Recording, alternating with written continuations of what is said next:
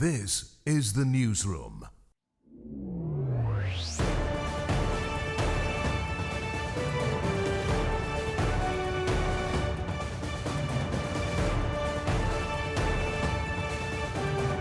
This is the newsroom for Monday, June 29, 2026. We're broadcasting to you on E1, SKAR TV, NTN and TARZEE TV in Bartica. In the headlines, meet the highly trained K9 officers helping the Guyana Police Force track suspects and fight crime. CANU seizes 1.6 tons of narcotics in a sweeping half-year crackdown. Health Minister Dr. Frank Anthony says recent COVID infections have been mild, with treatment still readily available nationwide. And in sport, Lotto Let's Bet is new title sponsor of One Guyana T10 Tape Ball Blast, and National Track and Field Centre set for upgrades.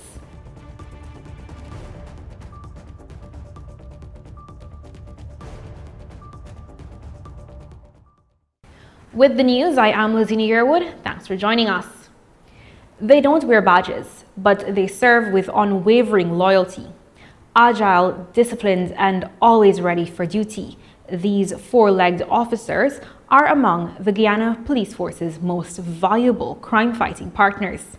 Behind every command they obey, every suspect they track, and every operation they support are months of rigorous training. The newsroom's Sharda Bacchus takes you inside the Guyana Police Force K9 unit, where for more than 6 decades, these remarkable dogs have been helping to keep the nation safe.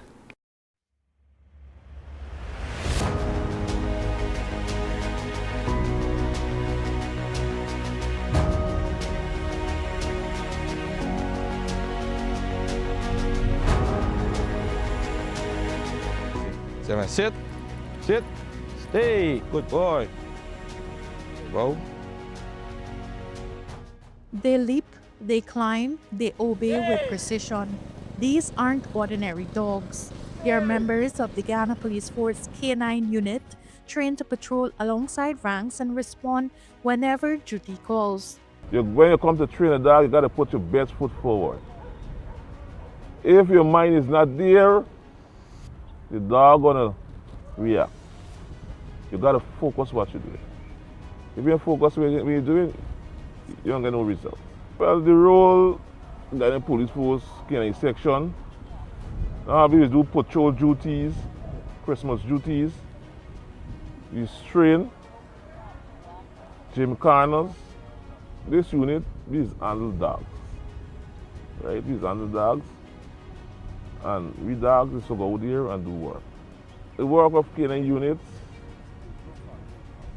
we just put our best foot forward, then get crime, we is there. Anything we is there. All over is fitted. If they call now for, maybe send down the call for patrol, we gotta get we ranks or send them out. The main duty is patrol duties. Sometimes we get 2 teams, one at border and one at big market. We just work night, mostly night patrol. You can't work in the day. All right, when we come into work, come into the kennel, first thing you do, go and check your diary to make sure it's in orders. And then you go to the kennel and you check. Right. You start from the back to the front and make sure everything complete. And then you detail your ranks, who have to do this and who have to do this. You don't got to stand up to see them do it. You just lay your mantle and you go on your way. And when you come back, everything you do, then you react. Every jump, command, and obstacle is part of preparing these dogs for real-life situations. Training starts early and continues throughout their working lives. But dogs are the K9 unit. They serve a great purpose in the Guyana Police Force in enhancing the efficiency of the police duties. We have dogs at CID, we have dogs at Suku, and also dogs at the Mountain Branch compound, the K9 section there. And the dogs at Suku, that dogs deal with currency, that's a currency dog. Also, the dog find a firearm and ammunition. We have dogs at CID.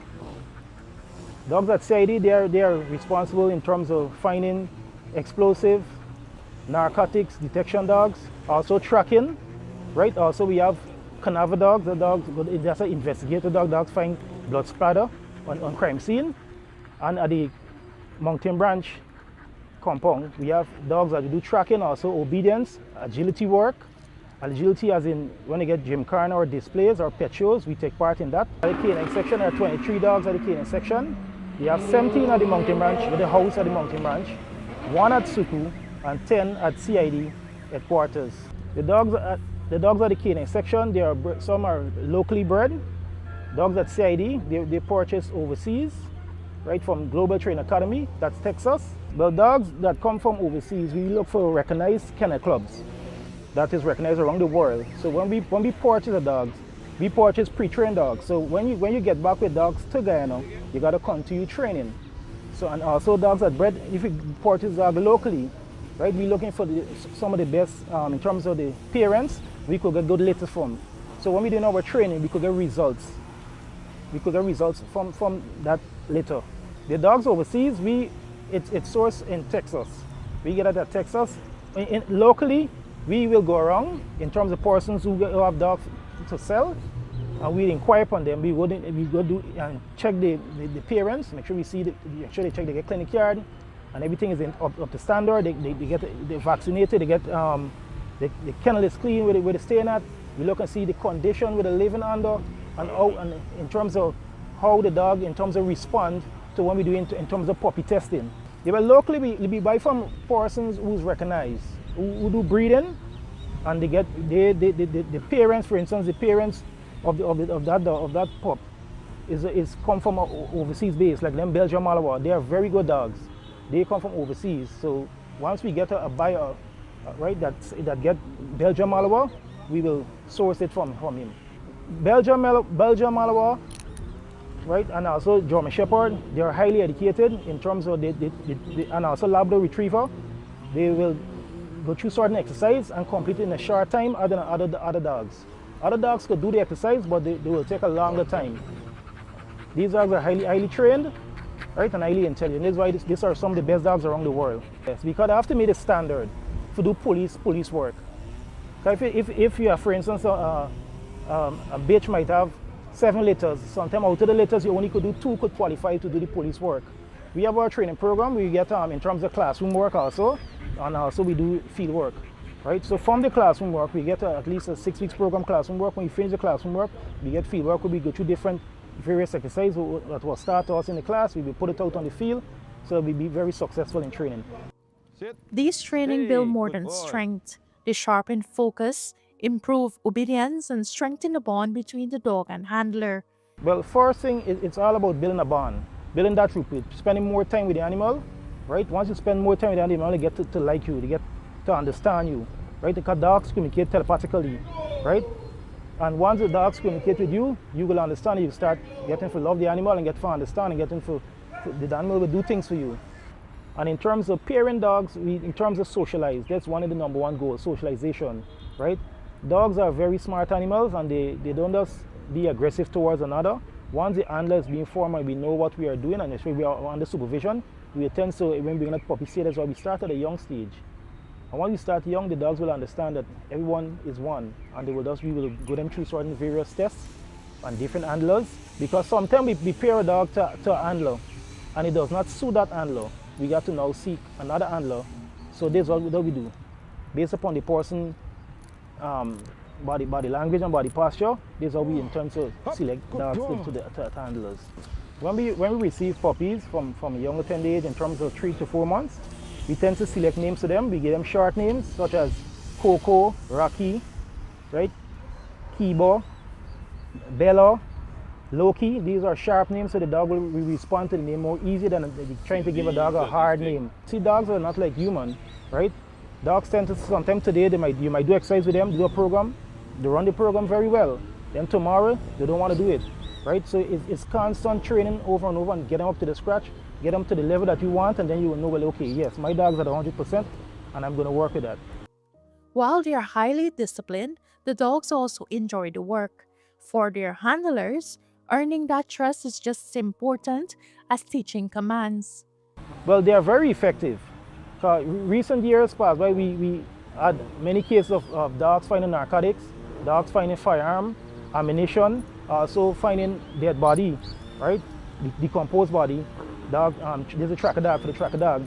And also we went on a large manhunt recently. Now when they get, for instance, any uproar or crime, as in like prison break or other stuff perpetrated on foot, right? CID will deploy tracker dogs once it is necessary, and the area and the time. Look at time, because time is important in weather also is a factor, right? In terms of tracker dogs, and they will select persons who get tracker dogs. If it's 2 tracker dogs needed or 3 tracker dogs needed, they will deploy that tracker dog in the area, and we do a complete search of the area in terms of vegetation, especially in those areas.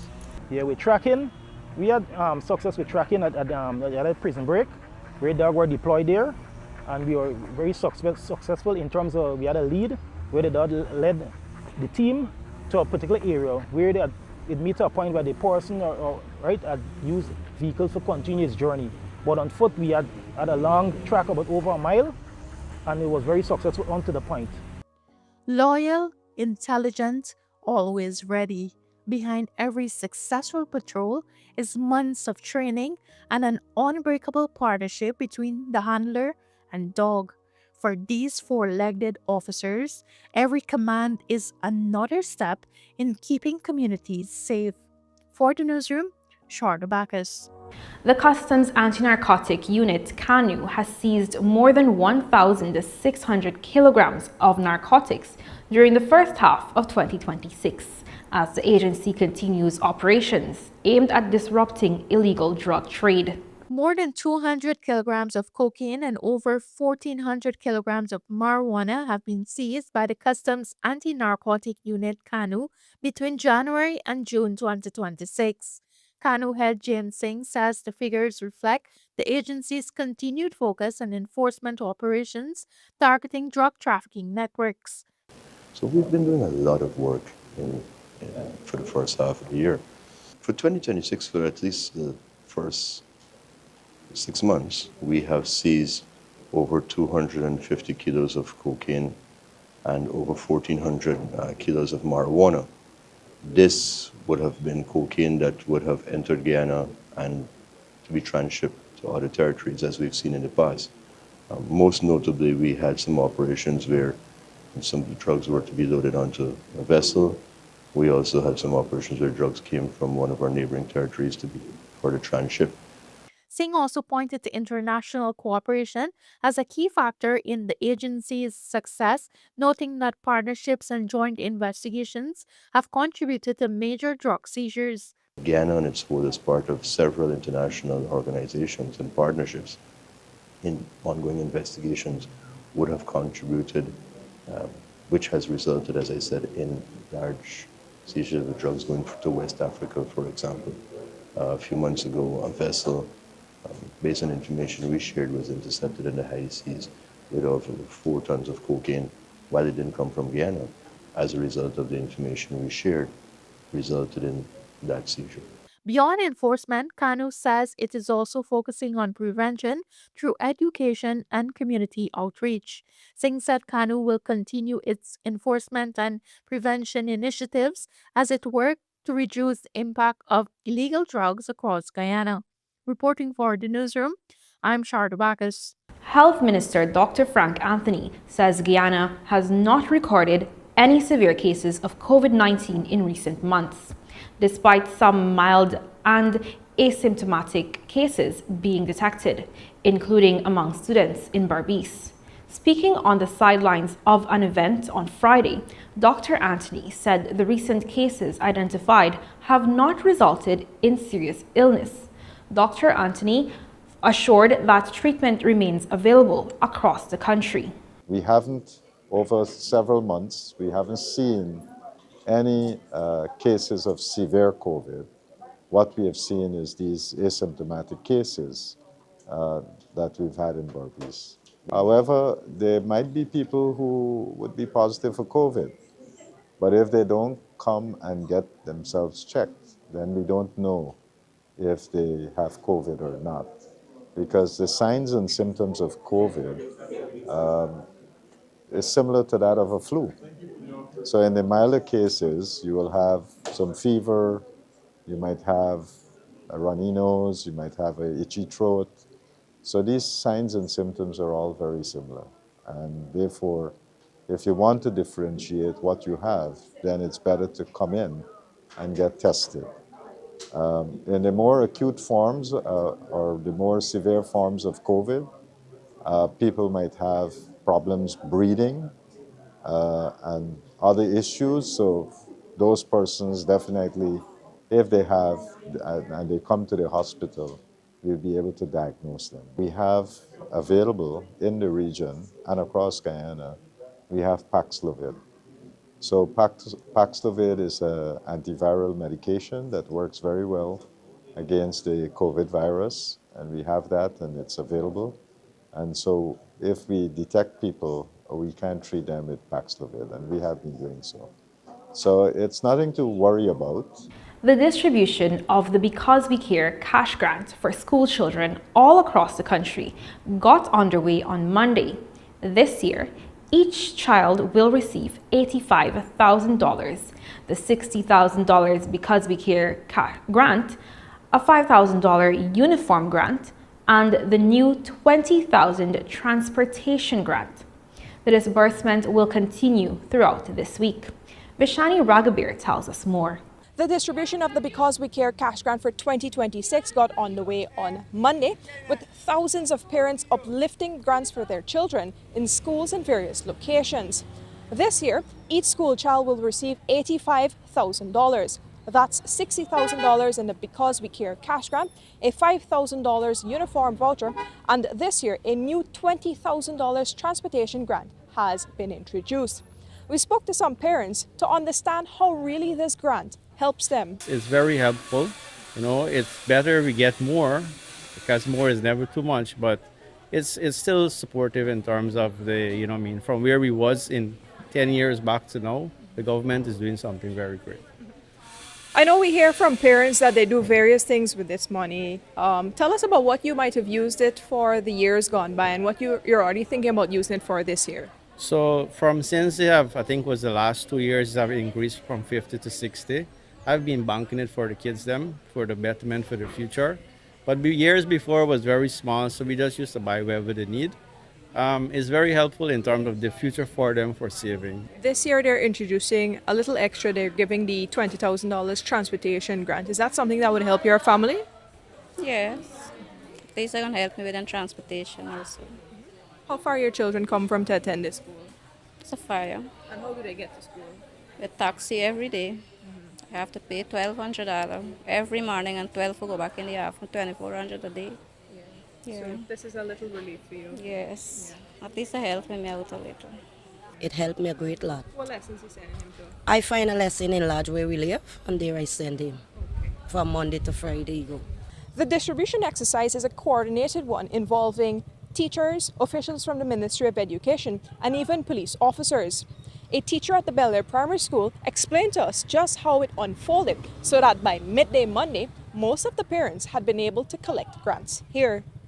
Before the process actually began this morning, we did preparation on Friday, where we would have set up our middle flat, where we had 3 stations. We do it per level. We have the grade 1 and 2 together, 3 and 4, 5 and 6, with each classroom teacher at respective tables. This morning for the actual process, we were told to reach here at 8, so we can do our little tidying up, arrange our seating arrangement, and ensure that every teacher is here for the 9 o'clock process to begin. This morning as we came, Mr. Sharma, our supervisor that is here with us today, he came like around 8:30 this morning. He came with the list, the master list of all the children of Bel Air Primary, and we went through the list. We counted our envelopes, and then we would have distributed the envelopes according to our class numbers.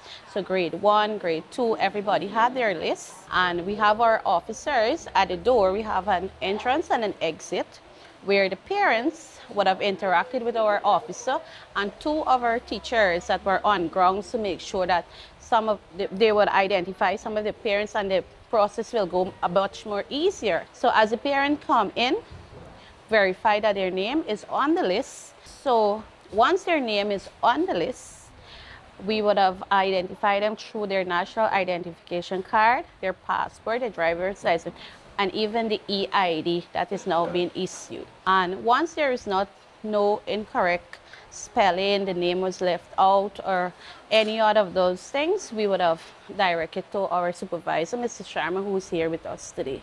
The 2026 distribution exercise for the Because We Care cash grant will continue throughout this week. The Ministry of Education will organize a mop-up exercise subsequently to ensure that all parents are able to uplift the grants for their children.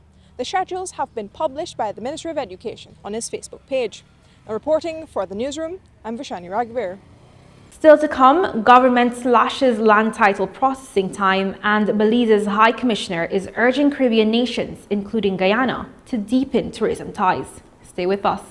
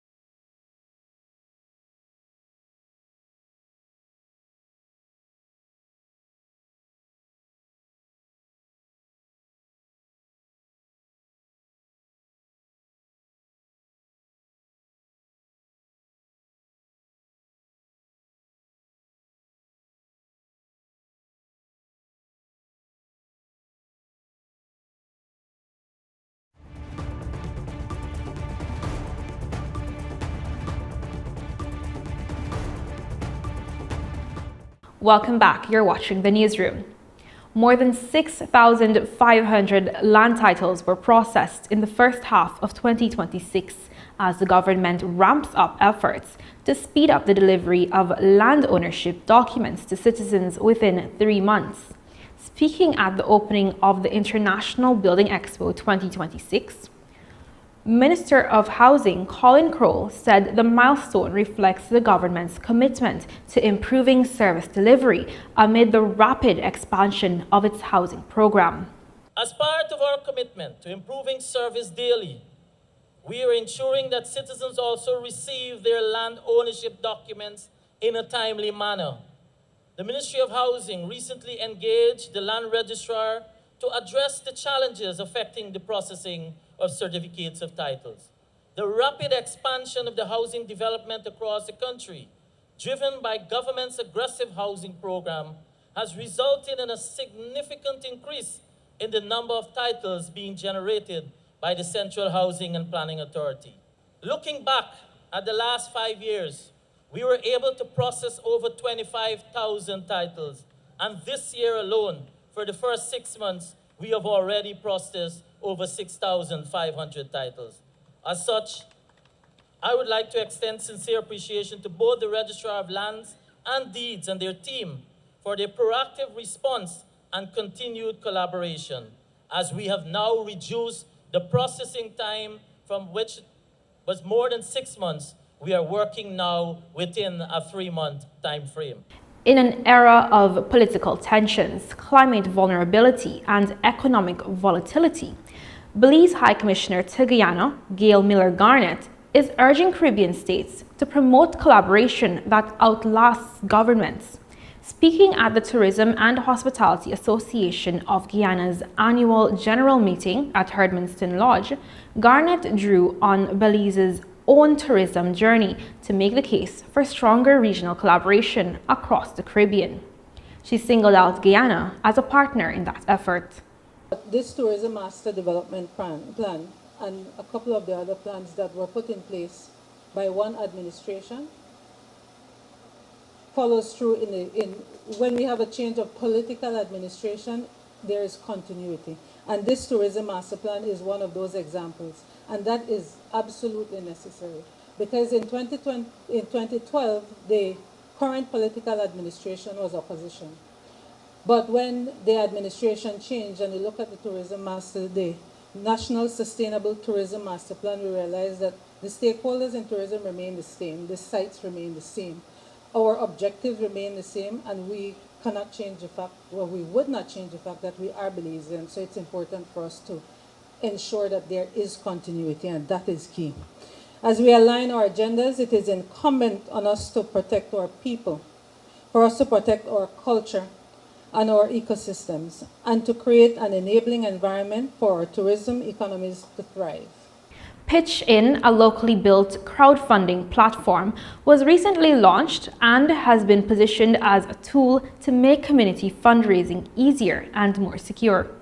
The online platform was built by local developer Carl Handy, who explained that Pitch In was born out of a desire to help Guyanese raise funds for social causes.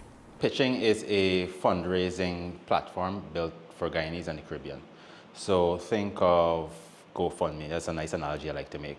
Whenever you need to raise money for any cause, whether it's medical, charity, somebody's house burned down and you just want to help, that's the purpose of Pitch In. So the platform is being built out in 2 phases. Phase 1 we launched last week at the Global Conference Summit at the World Trade Center. That focuses on the crowdfunding aspect, the fundraising aspect. And phase 2, which we're in talks with stakeholders, is the equity crowdfunding part, where small businesses and entrepreneurs who want to raise money, seed capital for their businesses can do so. I've been seeing a lot of persons reaching out for help, primarily on Facebook. So there was this girl that died recently. She was looking for donations. Her family was looking for donations to help with some surgery. And they were blasting it on Facebook and whatever, and they would put their MMG numbers on there. So, and seeing that over and over the years, I was like, okay, we need a localized GoFundMe. And then there was this other guy raising money for a play, I believe. I think his name is Harold Bascom. He used GoFundMe, but then GoFundMe eats about a third of the fees by the time the money reaches back to Guyana. So it's not really benefiting the cause, right? So with pitching, majority of the money goes back into the cause. So the platform fees are significantly cheaper because it's localized through MMG. The second reason is I have my own nonprofit, and this is a challenge that we've been facing with raising funds. So we needed to build out this community to help our organization raise funds as well.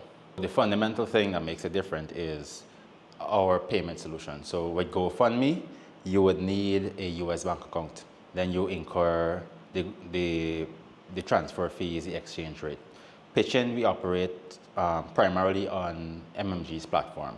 So all the donations that the campaign receives comes through Mobile Money Guyana. To register for the platform, either as an individual or as an organization, you need to provide certain documents. So individuals need to provide their national ID, either passport or ID card, their proof of address within 3 months, and recent bank statement. I think that's the third thing.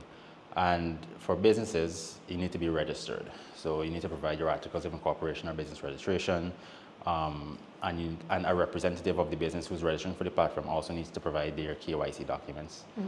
Schools can also register, which is interesting, and community groups.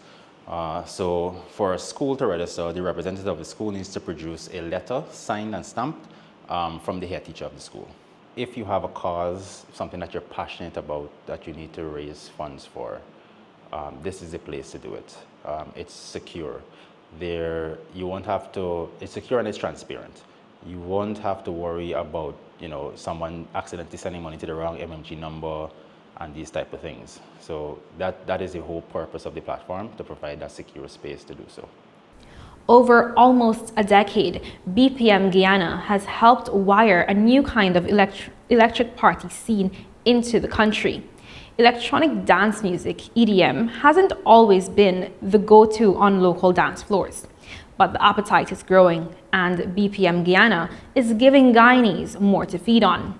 For BPM's Tariq Dakil, the goal is to deliver high-quality events to Guyanese and visitors who want to experience Guyana. It helps that the country's rise as an oil hotspot has driven a surge of international interest, bringing investment and more people through its doors. Eyeing crowds of tens of thousands, Dakil says the team is capitalizing on the energy in Guyana, and they won't miss a beat.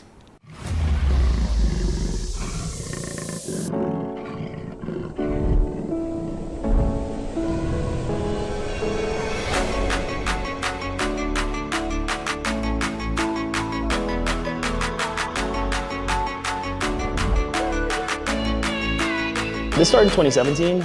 We did some small parties in Vintage, Wine Bar, maximum 20 people, and eventually it grew. Like after the whole oil boom, a lot of expats, the economy started to diversify, and people started to become a bit more open-minded. And those small parties from 20 grew to like 100, 200, 300, and then last festival, Gem Fest, 3,000. We have a strong local fan base now. One, because of the diversification of the economy and expats. Two, the Spanish influence. Three, Guyanese people getting exposed, social media, they're traveling. I think maybe like 20% of the EDM fans were there. The rest, we either converted them or they flew here for it. Like for example, we started this NFT wristband, and you had to but you could have registered it and put your information in on it before you go to the festival. And my email was like blowing up. Like people registering from Poland, from the US, from different like European countries. Honestly, the potential is endless. I could see the next festival going to 10,000 people, and maybe five years down the line we get 50K, 100K. Like with our economy, or our oil economy, like it's literally now or never. We reach that level, we compete with the world. And I feel we're ready for it. Like this is Guyana's destiny. Yeah.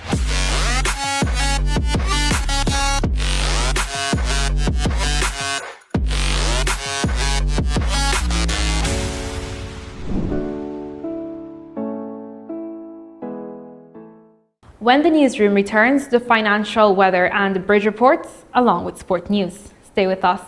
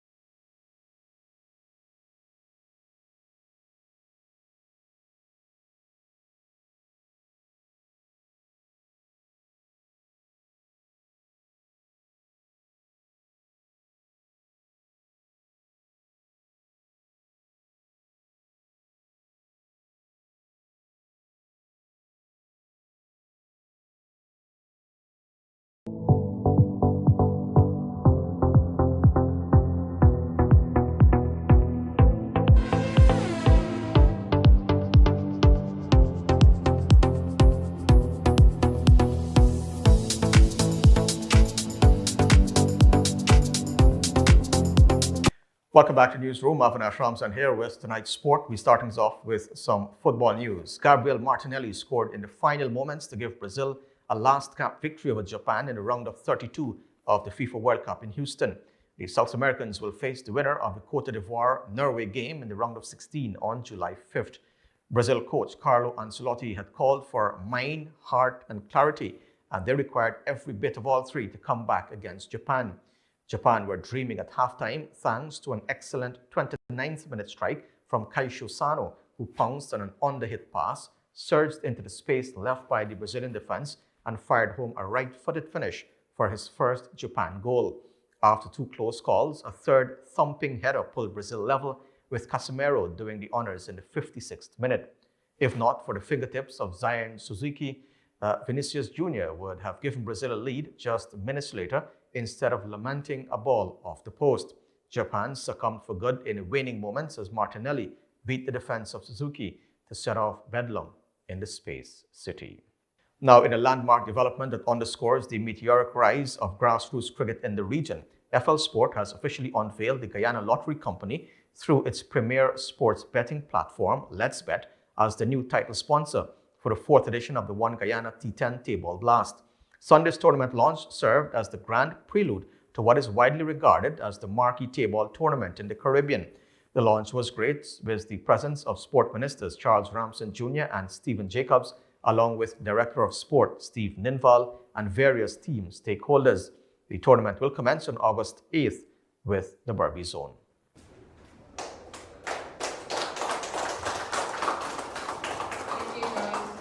This opportunity arose this year. It was a very easy decision.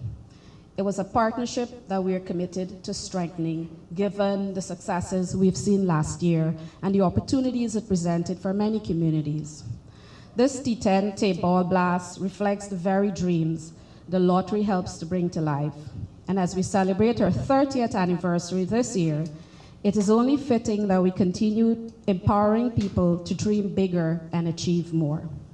The Guyana Lottery has become a household name built on excitement, as is the T10 Table Tournament, opportunity and community support. Values that are deeply aligned with the spirit of this tournament. So you see, it is a great marriage. Imagine having the Director of Sport, both ministers here for this launch. It says something about this tournament. It says that we value this tournament as government, and every single thing it has achieved over the past 3 years, 4th year now, we acknowledge it and we appreciate it. This tournament is a community tournament. And we want, as far as possible as government, support these tournaments because it's about community building. That is what we want. We want safe communities, communities that can develop, and communities of love in Guyana. And it's through sport that we see this could happen. And you guys play a very major role in this. It started with an idea that said, dream bigger, but I knew in my heart that this was a huge tournament, huge. What was great as well, even without me speaking to President Ali about the tournament and saying, these guys are coming to us, they have, this is the proposal, this is the budget, which I oftentimes do. I've been doing since then, and we still do, Stephen and I still do now. When he met with Akeem and the team with John and Avinash and everyone, he immediately saw the vision as well. In fact, he put support, resources towards the expansion of this tournament. Isn't that true? Without even saying, Charles, I want you to talk to them. I want you to give them support, as sometimes happen.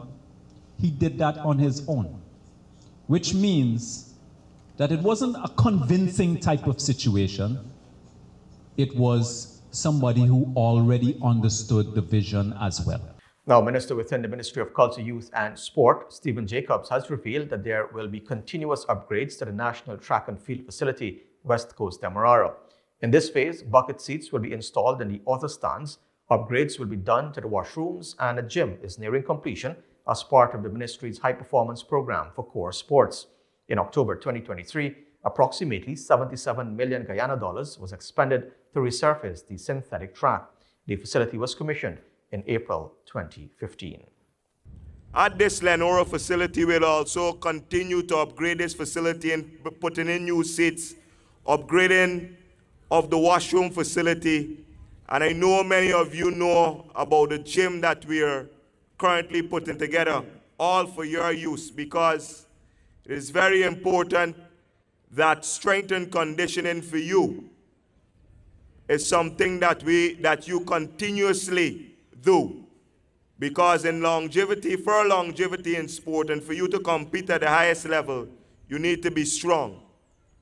So we're putting those things in place for you, and we're working hard so that you have the opportunities to excel. Also, the Minister Jacobs officially declared the Athletics Association of Guyana's National Senior, Junior and Youth Championship open at the weekend at the National Track and Field facility. Jacobs challenged the athletes to strive for their best at the three-day event, noting that there are several key competitions on the horizon where they will want to showcase their prowess to the world.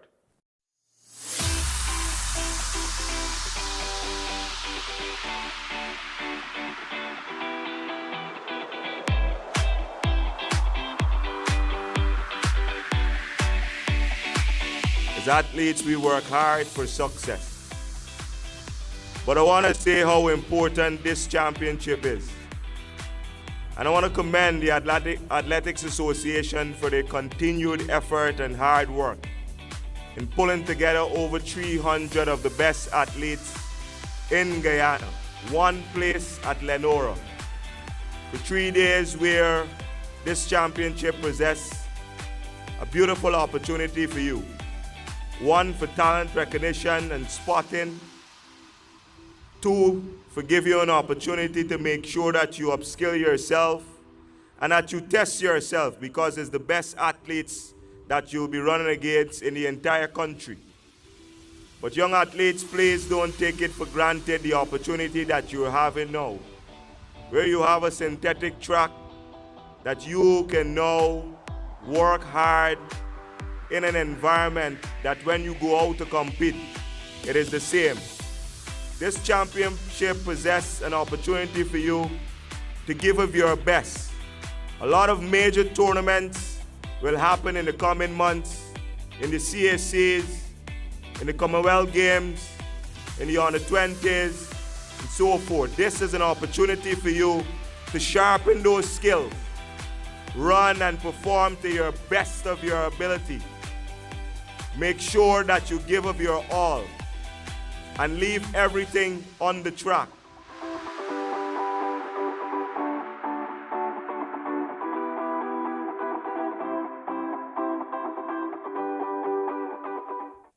Cricket news now. Kemar Roach was so emotional that he teared up after he became the 4th West Indian fast bowler to 300 test wickets and the 5th West Indian overall to the landmark. Roach, who will turn 38 at the end of this month, joined a club that includes Courtney Walsh, Curtly Ambrose, Malcolm Marshall and Lance Gibbs. Roach reached the landmark when he rifled a full ball into Asita Fernando stumps from wide of the crease after lunch on day 4. Roach bagged 4 wickets in the innings, rushing West Indies to an innings and 217-run victory. He paid tribute to his captain and former roommate Ruston Chase, coach and former teammate Darren Sammy, and the team physio Dennis Byam. Jaden Sales, can you come and help me to hand over this, please, Mr. Sales, to Kemar? I think it's only fitting that you help me hand this over to Kemar Roach. Yeah? Yeah. So thank you again, Kemar. I'll hand this over to you now. It's only fitting that we hear something from you, sir. Zebra! How? This is indeed a really special occasion for you, an emotional one. Just tell me how you feel about this achievement. First and foremost, it's been a long journey, man. I'm happy the guys won the game. That's the most important thing. I think a win is what we needed to get ourselves on the championship table. So well done to the team. Ruston Chase on his first win. as captain. Sammy on his first win as well as coach. But you know what? It's been a long journey. It took a lot to be here. I wouldn't be here without all these guys, everyone supporting me, especially Dennis Bayam. I want to mention Dennis Bayam immensely. He's a team physio, and we've had countless conversations for the last couple of weeks. Obviously coming back from injury, a lot of work had to be done to get myself out here to play this test match, and he was phenomenal, man. So I want to really thank Dennis Bayam a lot. To my family, I know my mom is watching, she's proud. My kids, all my friends at home, I know everyone is watching this day today. Everyone thought I was going to get it yesterday, but you know, the guys batted well and we did very well also. So a win is important, I'm happy. I want to thank all the Antigua fans for coming out, supporting the team. And a win is what we wanted, and that's what we got. Kimar, I know that you've achieved this 300 test wicket mark. Everyone wants to know what's on your mind. How much do you think you can keep going? Chat me in the morning. Chat me in the morning. Right now, we're going to celebrate this win, obviously first win, and then discussions will be had.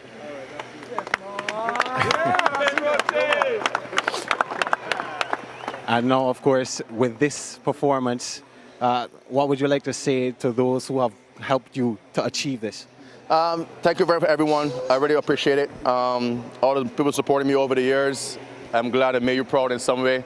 But for me right now, I just want to bask in the moment, celebrate this test win, and then let's go and win this series as well. Kimar, you told me that you don't consider yourself a legend, but I speak for everyone inside this Vivian Richards Stadium when I say you are a legend. Congratulations. Thank you very much. Thank you. And we end on a sad note. The executive and members of the Georgetown Cricket Club, GCC, are mourning the passing of Guyana Singh, affectionately and more widely known as Don Singh, whose unwavering devotion to the club and the game of cricket has left an indelible mark on the institution.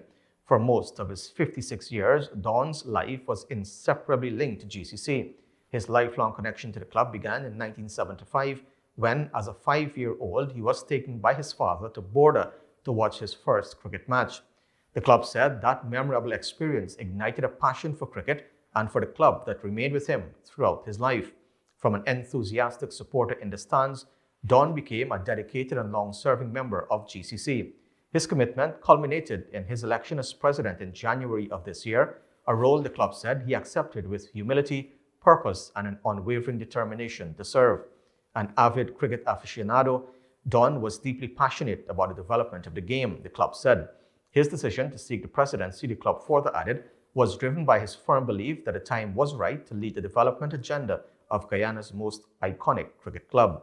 He had many ambitious plans for the club during his tenure as president, foremost among them, creating a conducive environment where players could develop their skills and elevate their game. And with that, we've come to the end of the news for this evening. Of course, you can find updates on these and other stories on our website, newsroom.gy, and all social media platforms. On behalf of the entire news team, I am Avinash Ramzan. Thanks for watching. Be safe. See you next time.